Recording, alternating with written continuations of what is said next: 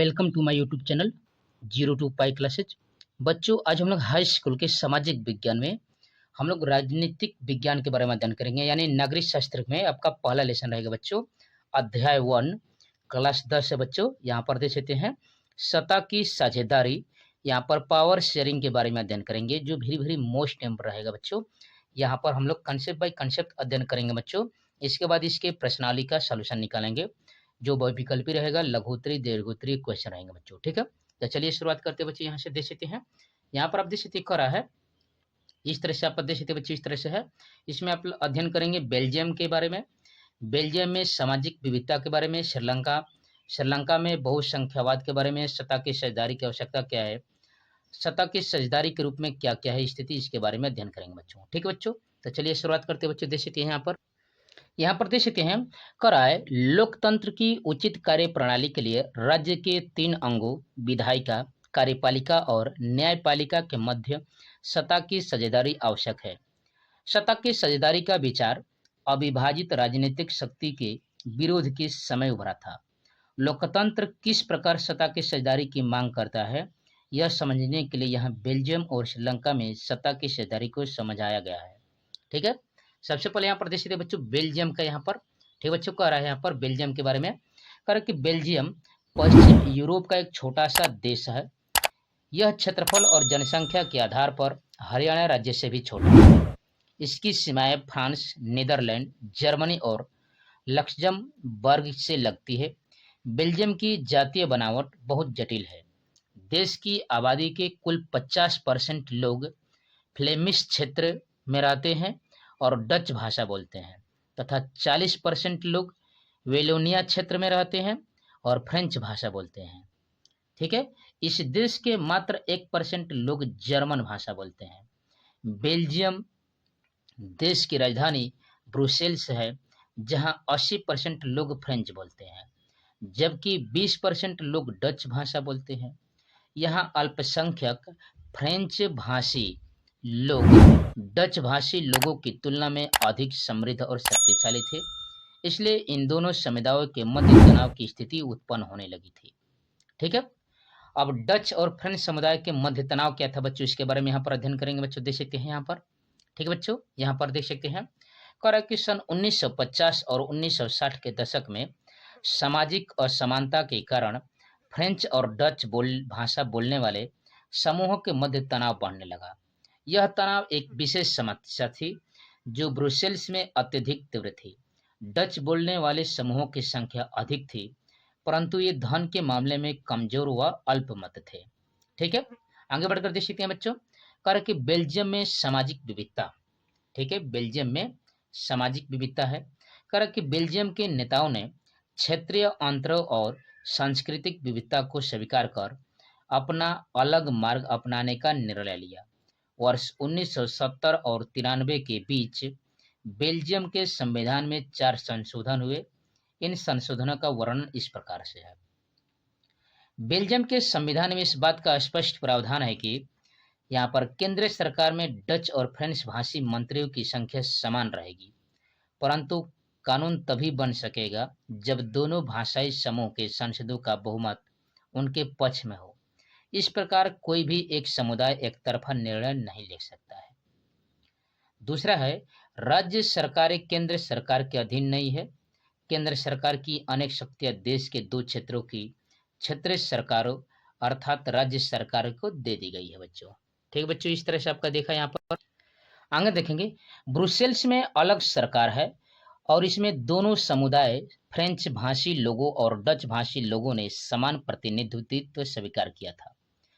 केंद्र सरकार और राज्य सरकारों के अतिरिक्त बेल्जियम में एक तीसरी सरकार भी कार्य करती थी, जिसे सामुदायिक सरकार कहते थे। सामुदायिक सरकार का चुनाव एक ही भाषा बोलने वाले लोग करते थे। बेल्जियम में सामुदायिक सरकार को संस्कृति, शिक्षा और भाषा जैसे मुद्दों पर निर्णय लेने का अधिकार प्राप्त है। ठीक है, कारण कि बेल्जियम मॉडल व्यवस्था अत्यधिक सफल रही। इससे देश में गृह युद्ध की आशंकाओं पर विराम लगा तथा 2 प्रमुख समुदाय और वंशों के बीच नागरिक संघर्षों को होने से भी रोका, जिसके फलस्वरूप यह देश एकजुट बना रहा। जब अनेक यूरोपीय देशों ने मिलकर यूरोपीय संघ बनाने का निर्णय लिया, तब ब्रुसेल्स से इसका मुख्यालय चुना गया है। ठीक है बच्चों, इस तरह से है। अब बढ़ते बच्चों श्रीलंका के बारे में। देख सकते हैं श्रीलंका के बारे में कर रहा है कि श्रीलंका एक द्वीपीय देश है जो तमिलनाडु दक्षिणी तट से कुछ किलोमीटर की दूरी पर स्थित है। इस देश का सबसे प्रमुख सामाजिक समूह सिंहलियों का है, जिसकी आबादी कुल जनसंख्या की 74% है। ठीक है। श्रीलंका में दूसरे नंबर पर तमिल समूह के लोगों की जनसंख्या है, जो कुल जनसंख्या का 18% है। श्रीलंका की आबादी में 7% हिस्सा ईसाई लोगों का है। ये सिंहली और तमिल दोनों भाषा बोलते हैं। ठीक है, आगे बढ़कर देखेंगे बच्चों, इस तरह से कह रहा है श्रीलंका में तमिलों के उपसमूह। यहाँ पर देखेंगे कह रहा है कि श्रीलंका में तमिलों के दो उपसमूह है। श्रीलंकाई तमिल, इसके बारे में देखेंगे तो कह रहा है कि श्रीलंका के तमिल मूल निवासियों को श्रीलंकाई तमिल कहते हैं। इनकी संख्या 13% है तथा यह मुख्य रूप से उत्तर और पूर्वी प्रांतों में निवास करते हैं। श्रीलंका में सिंहली भाषी लोग बौद्ध है, जबकि तमिल भाषी लोगों में कुछ हिंदू और मुसलमान है। श्रीलंका का राजकीय धर्म बौद्ध धर्म है। दूसरा है भारतीय तमिल। यहाँ पर देख सकते कर कि औपनिवेशिक शासनकाल के समय कुछ तमिलों के वंशज यहाँ बगान मजदूरों के रूप में आए थे और बाद में यहीं बस गए। इन्हीं लोगों को भारतीय तमिल कहा जाता है। ये कुल जनसंख्या के केवल 5% भाग है। जनसंख्या के 7% भाग में ईसाई है, जो तमिल और सिंहली दोनों बोलते हैं बच्चों। ठीक है, इस तरह से आपने देखा कि उपसमूह में इनकी संख्या किस तरह से थी। अब श्रीलंका में बहुसंख्यावाद कैसा होता है उसके बारे में अध्ययन करेंगे बच्चों। यहाँ पर श्रीलंका में बहुसंख्यावाद क्या होता है, यहाँ पर संख्यावाद क्या होता है उसके बारे में अध्ययन करेंगे। ठीक है बच्चों, तो आप अध्ययन करें बच्चों 0 to पाई क्लास चैनल पर।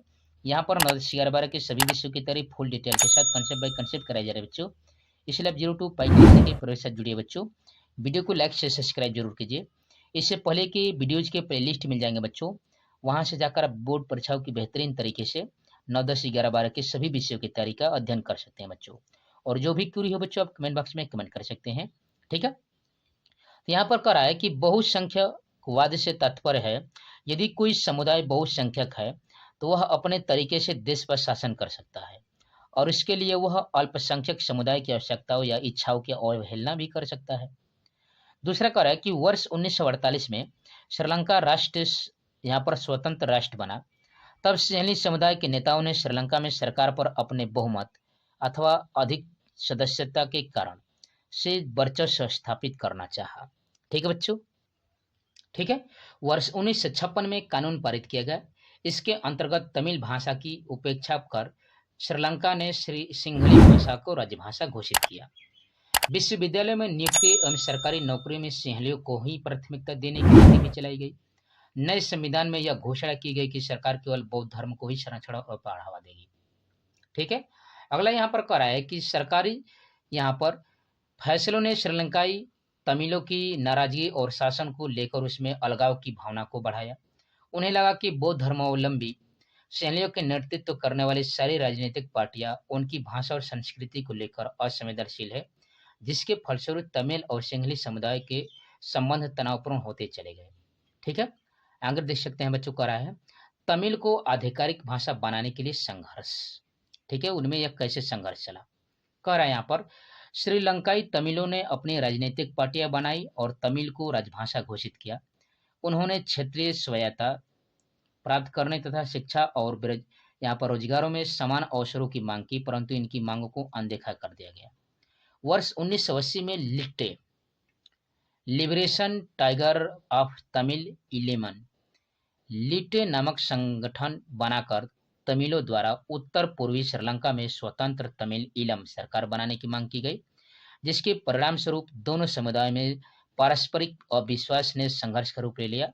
यह संघर्ष धीरे धीरे बढ़कर गृह युद्ध यानी सिविल वार में परिवर्तित हो गया बच्चों। ठीक है, यहाँ पर देख सकते हैं इस तरह से। अब संघर्ष का परिणाम क्या हुआ बच्चों, इस तरह से समझ सकते हैं। करके गृह युद्ध में दोनों समुदाय के हजारों लोग मारे गए। गृह युद्ध से देश के सामाजिक, सांस्कृतिक और आर्थिक जीवन में अनेक परेशानियां हुई। अनेक परिवार अपने देश को छोड़कर शरणार्थी बन गए और उनका जीवन जीविका का साधन भी समाप्त हो गया। अब इससे क्या सीख मिलती है बच्चों, यहाँ पर समझ सकते हैं। यहाँ पर इससे क्या सीख मिलती है, तो कह रहा है कि बेल्जियम के नेताओं को लगा कि विभिन्न समुदाय और क्षेत्रों की भावनाओं का आदर करने पर ही देश की एकता संभव है। श्रीलंका ने इसके विपरीत मार्ग अपनाया। यहाँ पर करा कि इससे स्पष्ट है कि बहुसंख्यक समुदाय दूसरों पर प्रभुत्व स्थापित करने और सत्ता में उसको भागीदारी न बनाने का निर्णय करता है, तो इससे देश की एकता की ही संकट में पड़ सकती है बच्चों। इस तरह से अपने निर्णय देखा। अब साझेदारी की आवश्यकता क्यों है बच्चों? ठीक है बच्चों, इस तरह से देख सकते हैं। आगे देखेंगे सत्ता की साझेदारी की आवश्यकता। करा कि सत्ता की साझेदारी की आवश्यकता के लिए विषय में दो विभिन्न तर्क दिए जा सकते हैं। पहला तर्क है बच्चों युक्ति परक। ठीक है बच्चों, यहाँ पर समझ सकते हैं। यह तर्क समझाता है कि सत्ता की साझेदारी यानी पावर शेयरिंग से बेहतर परिणाम निकलते हैं। सत्ता की साझेदारी अच्छी होती है क्योंकि यह सामाजिक समूहों के बीच संघर्ष की संभावना को व्यक्त करती है। सामाजिक संघर्ष प्रायः हिंसा और राजनीतिक अस्थिरता उत्पन्न करते हैं। ठीक है। सत्ता की साझेदारी राजनीतिक व्यवस्था की स्थिरता सुनिश्चित करने का अच्छा माध्यम है। बहुसंख्यक लोगों की इच्छाओं को अन्य लोगों पर थोपना एक अच्छा विकल्प हो सकता है, परंतु ये लंबे समय तक चलाए जाने पर राष्ट्रीय एकता को कमजोर कर सकता है।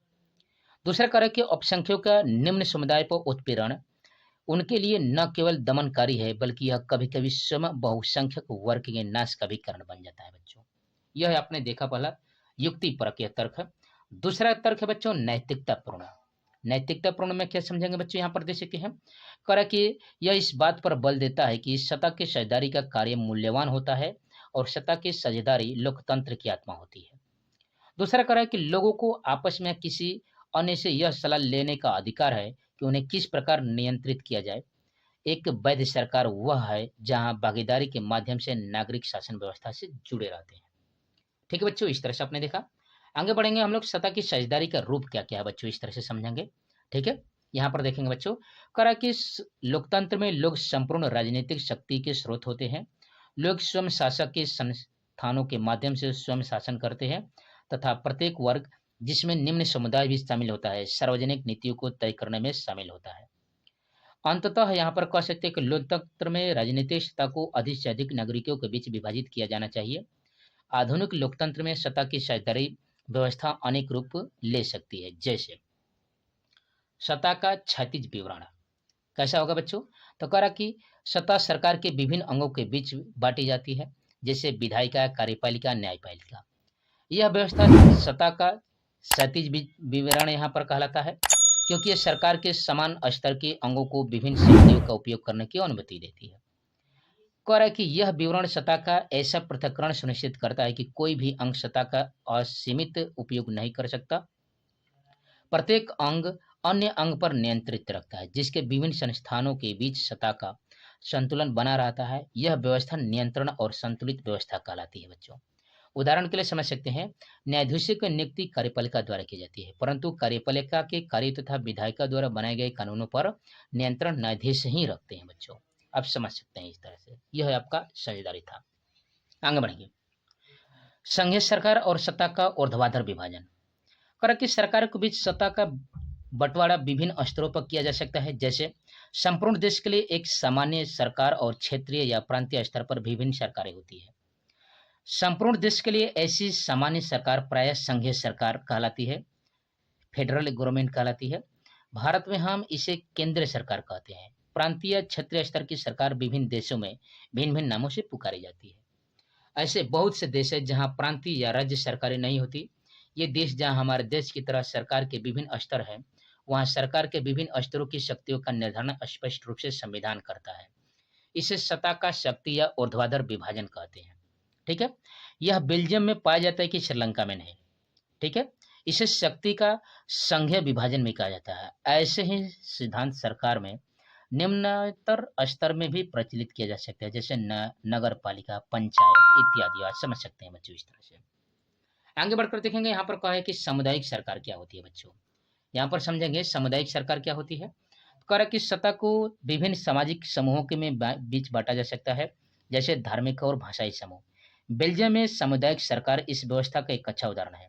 कुछ देशों में संवैधानिक और कानूनी रूप से ऐसी व्यवस्थाएं होती है जिसके द्वारा सामाजिक रूप से कमजोर वर्गों और महिलाओं का विधानमंडल और प्रशासन में प्रतिनिधित्व किया जा सकता है। इस विधि का निम्नतर समुदाय को सत्ता में एक उचित साझेदारी करने के लिए प्रयोग में किया जाता है बच्चों, इस तरह से।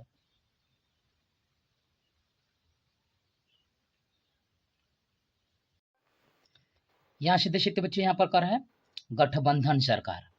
कर कि सत्ता की साझेदारी व्यवस्थाएं राजनीतिक दलों, दबाव समूहों और आंदोलन द्वारा शासन को प्रभावित और नियंत्रित करने के तरीके में भी लक्षित हो सकती है। लोकतंत्र में नागरिकों को सत्ता के लिए विभिन्न राजनीतिक दलों के विभिन्न प्रत्याशियों के बीच उसके चुनाव की स्वतंत्रता होनी चाहिए। ठीक है। लोकतंत्र में यह विकल्प विभिन्न पार्टियों के रूप में उपलब्ध होता है। पार्टियों के बीच प्रतिस्पर्धा इस बात को सुनिश्चित करता है कि सत्ता किसी एक व्यक्ति या समूह में केंद्रित न हो रहे। कई बार सत्ता की भागीदारी का यह स्वरूप स्पष्ट दिखाई देता है जब दो या अधिक पार्टियां मिलकर चुनाव लड़ती है और सरकार का गठन करती है, तो यह गठबंधन सरकार का स्वरूप कहलाता है बच्चों। ठीक है। आगे कह रहा है विभिन्न हित समूह क्या होता है बच्चों। कह रहा है कि लोकतंत्र में हम अनेक हित समूहों को भी देखते हैं, जैसे व्यापारी, व्यवसायी, उद्योगपति, किसान और औद्योगिक कर्मचारी। ये भी सरकारी समितियों में भागीदारी करके या निर्णय करने की प्रक्रिया में प्रभाव लाकर सरकार सत्ता में साझेदारी रखते हैं।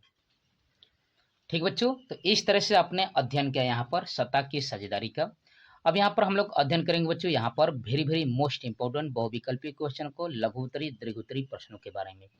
ठीक बच्चों, तो आप अध्ययन करें बच्चों 0 क्लासिक के चैनल पर। यहाँ पर 9, 10, 11, 12 के सभी विषयों की तैयारी फुल डिटेल के साथ कॉन्सेप्ट बाय कॉन्सेप्ट कराई जा रही है बच्चों। इसलिए आप 0 क्लासिक के परिवार साथ जुड़िए बच्चों। वीडियो को लाइक से सब्सक्राइब जरूर कीजिए। जो भी क्यूरी है बच्चों आप कमेंट बॉक्स में कमेंट करिए, या इससे पहले कि यहाँ पर लेसनों की वीडियोज के प्लेलिस्ट मिल जाएंगे बच्चों, वहाँ से जाकर आप अच्छे से अध्ययन कर सकते हैं। तो यहाँ पर देखेंगे बच्चों बहुविकल्पी प्रश्न का पहला है कर कि बेल्जियम किस महाद्वीप में स्थित है। इन चारों विकल्पों में से तो इसका आंसर क्या हो जाएगा बच्चों, तो इसका आंसर हो जाएगा बच्चों यूरोप में। किस में हो जाएगा बच्चों, यह यूरोप में हो जाएगा। ठीक बच्चों। दूसरा कार्य है कि बेल्जियम की सीमा फ्रांस की अतिरिक्त लगती है। किसके अतिरिक्त लगती है बच्चों, तो बेल्जियम की सीमा लगती है नीदरलैंड के साथ, जर्मनी के साथ, लग्जमबर्ग के साथ। ठीक बच्चों, इस तरह से सभी हो जाएगा डी विकल्प।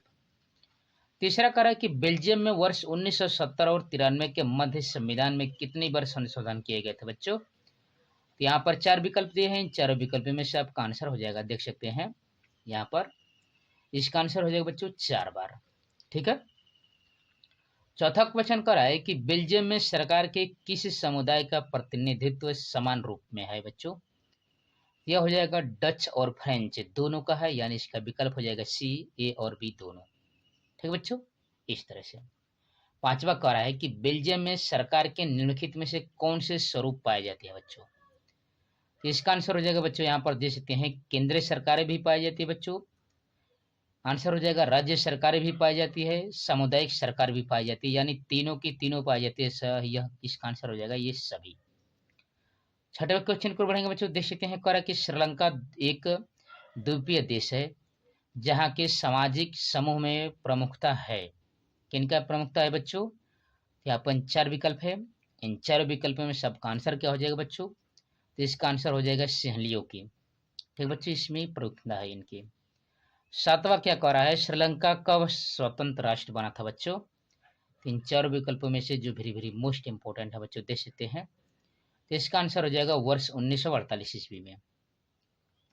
आठवां कह रहा है कि 1956 में पारित कानून के अनुसार श्रीलंका की राज्यीय भाषा क्या होगी बच्चों, तो यहाँ पर श्रीलंका की राज्य भाषा हो जाएगी सिंहली। ठीक बच्चों। 9वां क्वेश्चन दे सकते हैं, कह रहा है किस संगठन द्वारा उत्तर पूर्वी श्रीलंका में स्वतंत्र तमिल ईलम सरकार बनाने की मांग की गई थी बच्चों, तो लीटे के द्वारा, LTTE के द्वारा। यहाँ पर इसका आंसर हो जाएगा, आप देख सकते बच्चों इन 4 विकल्पों में से आपका यही आंसर था। ठीक बच्चों, इस तरह से आप अध्ययन किया आपने। ठीक बच्चों, यहाँ पर 10वां क्वेश्चन कह रहा है, देख सकते बच्चों कह रहा है कि लोकतंत्र में संपूर्ण राजनीतिक शक्ति का मूल स्रोत होता है। इन 4 विकल्पों में से किसका होता है बच्चों, तो वह होता है बच्चों जनता का। ठीक बच्चों, यह किसका होता है, जनता का होता है। 11वां क्वेश्चन कर रहा है कि सरकार के विभिन्न अंग है। ठीक बच्चों, तो सरकार के कितने अंग हैं यहाँ पर विभिन्न अंगों में, व्यवस्था पालिका भी है बच्चों, यहाँ पर कार्यपालिका भी है बच्चों, न्यायपालिका है, यानी ये चारों के चारों विकल्प है, यानी ये सभी हो जाएंगे, डी विकल्प हो जाएगा। 12वां क्वेश्चन कर रहा है कि श्रीलंका में निम्नलिखित में से कौन सा बहुसंख्यक वर्ग है बच्चों, इन चारों विकल्पों में से। तो इसका आंसर हो जाएगा बच्चों, इन चारों विकल्पों में से आपका आंसर दिख रहा है, इसका आंसर है सिंहलिका होता है। ठीक बच्चों, यहाँ पर यह 13वें क्वेश्चन को बढ़ेंगे बच्चों। 13वां कह रहा है कि सत्ता या शक्ति का ऊर्ध्वाधर विभाजन पाया जाता है, किसमें पाया जाता है बच्चों। तो इसका आंसर हो जाएगा बच्चों बेल्जियम में, इन चारों विकल्पों में से इसका आंसर क्या हो जाएगा बच्चों, बेल्जियम में हो जाएगा, याद रखिएगा। 14वें क्वेश्चन को बढ़ेंगे बच्चों। कह रहा है कि सत्ता के विभिन्न सामाजिक समूहों में पाए जाने वाला लक्षण क्या कहलाता है बच्चों। तो इन चारों विकल्पों में से इसमें इसका आंसर हो जाएगा बच्चों सामुदायिक सरकार, और अब इसका तो देखिए तो बच्चों इसका बेल्जियम था। 15 और अंतिम क्वेश्चन देख सकते हैं बच्चों, जो वेरी वेरी मोस्ट इंपोर्टेंट है। कह रहा है यहाँ पर बेल्जियम की सामुदायिक सरकार में निम्नलिखित में किसके मध्य सत्ता में साझेदारी है बच्चों। तो इसका आंसर हो जाएगा बच्चों ए विकल्प, यानी विभिन्न सामाजिक समूहों के मध्य बच्चों। ठीक है, तो इस तरह से हमने अध्ययन किया यहाँ पर बच्चों बहुविकल्पी क्वेश्चन का, जो वेरी वेरी मोस्ट इंपोर्टेंट है बोर्ड परीक्षाओं की दृष्टि से। अब यहाँ पर लघु उत्तरी दीर्घ उत्तरी क्वेश्चनों का अध्ययन करेंगे बच्चों, जो 2-2 नंबर 1-1 नंबर के 4-4 6-6 नंबर के क्वेश्चन आते हैं बच्चों। तो आप अध्ययन करें बच्चों 02 पाई क्लासेस के चैनल पर। यहाँ पर 9, 10, 11, 12 के सभी विषयों की तारीफ फुल डिटेल के साथ कंसेप्ट बाय कंसेप्ट कराया जा रहा है बच्चों। इसलिए आप 02 पाई क्लासेस के प्रोजेक्ट से जुड़िए बच्चों। वीडियो को लाइक से सब्सक्राइब जरूर कीजिए। जो भी क्वेरी हो बच्चों आप कमेंट बॉक्स में कमेंट कर सकते हैं। इससे पहले की वीडियोज के प्लेलिस्ट मिल जाएंगे बच्चों, वहां से जाकर आप बेहतरीन तरीके से अध्ययन कर सकते हैं। अति लघु उत्तरी प्रश्न देखेंगे। कर के शासन व्यवस्था को सुचारू रूप से चलाने के लिए सत्ता को कितने भागों में बांटा गया है। तो यहाँ पर आंसर दे सकते हैं। यहाँ पर कह रहा है कि शासन व्यवस्था को सुचारू रूप से चलाने के लिए सत्ता को 3 भागों में बांटा गया है, कार्यपालिका, विधापालिका, न्यायपालिका के रूप में बांटा गया है, इस तरह से। ठीक है बच्चों, इस तरह से अपने यहाँ पर देखा। ठीक है, दूसरा क्वेश्चन कह रहा है कि बेल्जियम की तुलना भारत के किस राज्य से की गई है बच्चों। तो यहाँ पर देख सकते हैं कह रहा है कि पश्चिम यूरोप के देश बेल्जियम की तुलना भारत के हरियाणा राज्य से की गई है। ठीक है, तीसरा है बेल्जियम की सीमा यूरोप के किन 4 राज्यों से देशों से मिलते हैं बच्चों। तो यहाँ पर है बेल्जियम की सीमा यूरोप के 4 देशों फ्रांस, नीदरलैंड, जर्मनी और लक्समबर्ग के साथ मिलती है बच्चों। चौथा क्वेश्चन कह रहा है कि बेल्जियम में किस जातीय समूह की जनसंख्या सबसे अधिक है। तो बेल्जियम में फ्लेमिश जातीय समूह की जनसंख्या सबसे अधिक है, जिसकी प्रमुख भाषा बच्चों डच है। ठीक बच्चों, क्या है आपका डच भाषा है। अगला देख सकते बच्चों लघु उत्तरीय प्रश्न है यहाँ पर। ठीक बच्चों, कह रहा है कि सत्ता के बंटवारे के बेल्जियम मॉडल की कुछ मुख्य बातें क्या क्या है, इन्हें उनमें से कोई 3 बातों को लिखिए। अथवा कह रहा है कि बेल्जियम के सत्ता बंटन के प्रारूप में कोई 3 तत्वों के बारे में बताना है। तो इसका आंसर दे सकते बच्चों, कह रहा है कि सत्ता के बंटवारे के बेल्जियम की 3 प्रमुख बातें निम्नलिखित है बच्चों। पहला कह रहा है सत्ता में मंत्रियों की समान संख्या। कह रहा है कि बेल्जियम के संविधान में इस बात का स्पष्ट प्रावधान है कि केंद्रीय सरकार में डच और फ्रेंच भाषी मंत्रियों की संख्या समान होगी। इस प्रकार कुछ विशेष कानून तभी बनाए जा सकते हैं जब दोनों भाषाई समूहों के सांसदों का बहुमत उनके पक्ष में हो। ठीक बच्चों, दूसरा कह रहा है कि राजधानी ब्रुसेल्स में अलग सरकार। इस तरह से देख सकते समझ सकते हैं। कह रहा है कि राजधानी यहाँ पर बेल्जियम की राजधानी ब्रुसेल्स में अलग सरकार है, और इसमें डच तथा फ्रांसीसी दोनों समुदायों का समान प्रतिनिधित्व है। फ्रेंच भाषी लोगों ने ब्रुसेल्स में समान प्रतिनिधित्व के प्रस्ताव को स्वीकार किया, क्योंकि डच भाषी लोगों ने भी केंद्र सरकार में बराबरी का प्रतिनिधित्व स्वीकार किया था बच्चों। ठीक है, यहाँ पर तीसरा देश तय करा कि सत्ता की साझेदारी। ठीक है, कर कि बेल्जियम में केंद्र सरकार की अनेक शक्तियां देश के 2 इलाकों के सरकारों को सुपुर्द कर दी गई, अर्थात राज्य सरकार केंद्र सरकार के अधीन नहीं है बच्चों। ठीक है, दूसरा क्वेश्चन देख सकते हैं करा है वर्ष 1970 और 1993 के मध्य बेल्जियम के संविधान में कितने संशोधन हुए, कि 3 संशोधनों का वर्णन कीजिए बच्चों। तो कह रहा है यहाँ पर देख सकते हैं इसका आंसर बेल्जियम के नेताओं ने क्षेत्रीय अंतरों और सांस्कृतिक विविधता को स्वीकार कर अलग मार्ग अपनाने का निर्णय लिया। वर्ष 1970 और 93 के बीच बेल्जियम के संविधान में 4 संशोधन हुए। इन चारों संशोधनों का वर्णन इस प्रकार है। कह रहा है पहला कि बेल्जियम के संविधान में इस बात का स्पष्ट प्रावधान है कि केंद्र सरकार में डच और फ्रेंच भाषी मंत्रियों की संख्या समान रहेगी। विशेष कानून तभी बन सकते हैं जब दोनों भाषाई समूहों के सांसदों का बहुमत उनके पक्ष में हो। इस प्रकार कोई भी एक समुदाय एक तरफा का निर्णय नहीं ले सकता। दूसरा कारण कि राज्य सरकारें केंद्र सरकार के अधीन नहीं है। केंद्र सरकार की अनेक शक्तियां देश के 2 क्षेत्रों में क्षेत्रीय सरकार अर्थात राज्य सरकार को दे दी गई। तीसरा देश के बच्चों करा कि ब्रुसेल्स में अलग सरकार है और इनमें दोनों समुदाय फ्रेंच भाषी लोग और डच भाषी लोगों ने समान प्रतिनिधित्व स्वीकार किया था बच्चों। तीसरा कहा कि बेल्जियम में यहाँ पर क्वेश्चन दे सकते बच्चों। तीसरा क्वेश्चन, बेल्जियम में सभी समूहों को व्यवस्थित रूप में रखने के लिए क्या व्यवस्था की गई थी बच्चों, और इसका आंसर इस तरह से आप दे सकते हैं यहाँ पर। ठीक बच्चों, कह कि बेल्जियम में सभी समूहों को व्यवस्थित रूप से रखने के लिए निम्नलिखित व्यवस्थाएं की गई है बच्चों। इस तरह से आप समझ सकते हैं, जो वेरी मोस्ट इंपॉर्टेंट है बच्चों। इस तरह से आप समझ सकते हैं, ठीक है, इस तरह से आप दे सकते हैं। ठीक है बच्चों, इस तरह से अगला क्वेश्चन दे सकते हैं बच्चों। यहाँ पर कह रहे कि दीर्घ उत्तरीय प्रश्न में यहाँ पर क्वेश्चन करा है बच्चों, दे सकते हैं, जो वेरी मोस्ट इंपॉर्टेंट है। बेल्जियम में राजनीतिक प्रणाली विश्व के अन्य देशों से अलग कैसे है, संक्षिप्त में समझाइए। कह रहा है यहाँ पर दे सकते हैं इसका आंसर, बेल्जियम में विश्व के अनेक देशों की अपेक्षा राजनीतिक प्रणाली निम्नलिखित विशेषताओं के कारण प्रायः अलग मानी जाती है। और इस तरह से इसका आंसर दे सकते हैं बच्चों, जो वेरी मोस्ट इंपॉर्टेंट है बच्चों। इस तरह से इसका आंसर हो जाएगा, आप दे सकते हैं यहाँ पर इस तरह से आपका। ठीक बच्चों, इसका आप अच्छे से अध्ययन करिए बच्चों। ठीक बच्चों, इस तरह से आप दे सकते हैं यहाँ पर। ठीक है, ठीक है, इस तरह से आप दे सकते हैं बच्चों। दूसरा क्वेश्चन क्या कर रहा है, दे सकते हैं यहाँ पर कर कि बेल्जियम में सतह की साझेदारी की विशेषताओं का वर्णन कीजिए, यानी उल्लेख कीजिए। यहाँ पर दे सकते हैं कर कि बेल्जियम में सतह के साझेदारी की प्रमुख विशेषताएं निम्नलिखित है। बेल्जियम में यह प्रावधान किया गया कि केंद्र सरकार में डच और फ्रेंच भाषी मंत्रियों की समान संख्या रहेगी। कुछ नए कानूनों में दोनों भाषाओं समूहों के सांसदों के बहुमत को आवश्यक कर दिया गया। इस प्रकार कोई एक समुदाय के लोग एक तरफा निर्णय नहीं ले सकते। और यहाँ पर इस तरह से दे सकते हैं बच्चों, इस तरह से आप, ठीक है बच्चों, इस तरह से अध्ययन कर सकते हैं, जो वेरी मोस्ट इंपॉर्टेंट है बच्चों। ठीक है, यहाँ पर इस तरह से, ठीक बच्चों, यहाँ पर आप समझ सकते हैं यहाँ पर कर कि सामुदायिक सरकार को संस्कृति, शिक्षा और भाषा जैसे विषयों पर निर्णय लेने का अधिकार प्राप्त है बच्चों, यहाँ पर समझ सकते हैं। ठीक है, अगला तीसरा क्वेश्चन कर रहा है बच्चों, सामुदायिक सरकार एवं गठबंधन सरकार पर टिप्पणी लिखिए बच्चों।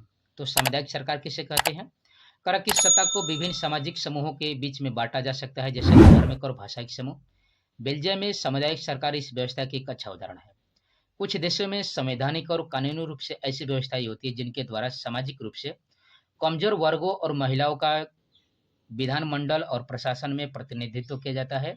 इस विधि को निम्नतर समुदाय को सत्ता में एक उचित साझेदारी देने के लिए प्रयास किया जाता है, प्रयोग किया जाता है। गठबंधन सरकार आप समझ सकते हैं बच्चों, करा कि सत्ता की साझेदारी की व्यवस्थाएं राजनीतिक दलों, दबाव समूहों और आंदोलनों द्वारा यहाँ पर शासन को प्रभावित और नियंत्रित करने के तरीके में भी लक्षित हो सकती है। लोकतंत्र में नागरिक को सत्ता के लिए विभिन्न राजनीतिक दलों के विभिन्न प्रत्याशियों के बीच उनके चुनाव की स्वतंत्रता होनी चाहिए। ठीक बच्चों, तो इस तरह से आपने अध्ययन किया। तो आप अध्ययन करते बच्चे 02 पाई क्लासेज के चैनल पर, यहाँ पर 9, 10, 11, 12 के सभी विषयों की तरह फुल डिटेल के संग कंसेप्ट बाय कंसेप्ट कराए जा रहे बच्चों। इसलिए 02 पाई क्लासेज के परे साथ जुड़िए बच्चों। वीडियो को लाइक से सब्सक्राइब जरूर कीजिए। जो भी क्वेरी हो बच्चों आप कमेंट बॉक्स में कमेंट कर सकते हैं। इससे पहले के वीडियोज के प्लेलिस्ट मिल जाएंगे बच्चों। यहाँ पर गणित विज्ञान के यहाँ पर प्लेलिस्ट मिल जाएंगे बच्चों, हिंदी के प्लेलिस्ट मिल जाएगी। वहाँ से आप जाकर बोर्ड परीक्षाओं की बेहतरीन तरीके से तैयारी कर सकते हैं बच्चों। तो thanks for watching my video. जय हिंद।